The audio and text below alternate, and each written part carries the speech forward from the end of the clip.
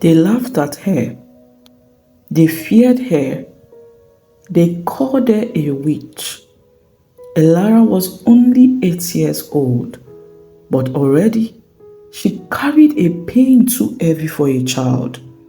She would stand quietly by the small window of their mud house, watching other children play outside. Their laughter filled the air, but it never reached her. No one called her. No one came close. She didn't understand it. All she ever wanted was to help. Elara was different. She asked questions most children didn't ask. She listened carefully when elders spoke. She loved plants, leaves, and roots. When someone was sick, she would remember what she had learned and try to help in her own small way. Sometimes people got better, but instead of seeing something good, the village saw something strange, and what they did not understand, they began to fear. The whispers started slowly, then they grew louder. She is not normal. There is something wrong with her. Stay away from that girl.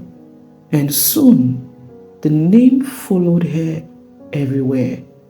Witch. As she walked through the village, people watched her. Mothers pulled their children closer. Conversations stopped when she passed. Even the same people she once tried to help now avoided her. Elara lowered her head, not because she was weak, but because she was tired. Tired of the looks, tired of the whispers, tired of feeling like she did not belong anywhere. At night, when no one could see her, she cried. The only place she found comfort was in her mother's arms. Her mother held her close and wiped her tears gently. "You are not what they call you," she said softly. "You are kind. You are special. And one day they will see it." Those words stayed with Elara. They became the small lights in the darkness. One night, while the village slept, Elara sat quietly with her books. A small lamp flickered beside her, casting soft shadows on the wall. Her eyes were tired, but her heart was awake. That was the night everything changed. She made a decision. She would not fight their words with anger. She would answer them with purpose. "I will become a doctor," she whispered to herself. "I will learn how to truly heal, and one day they will understand." From that moment, her life took a new direction.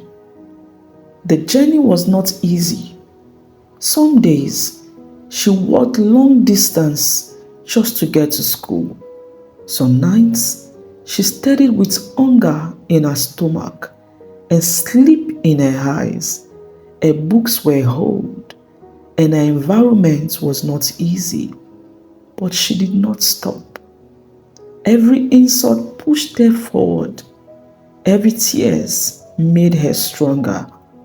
While others doubted her, she believed in herself. Years passed. Slowly, quietly, Elara began to rise. Then one day, something happened that changed everything. A letter arrived. Her hands trembled as she opened it. Her heart beat fast as her eyes scanned the words. She had earned a scholarship. For a moment, she couldn't breathe. Tears filled her eyes. But this time, they were not tears of pain.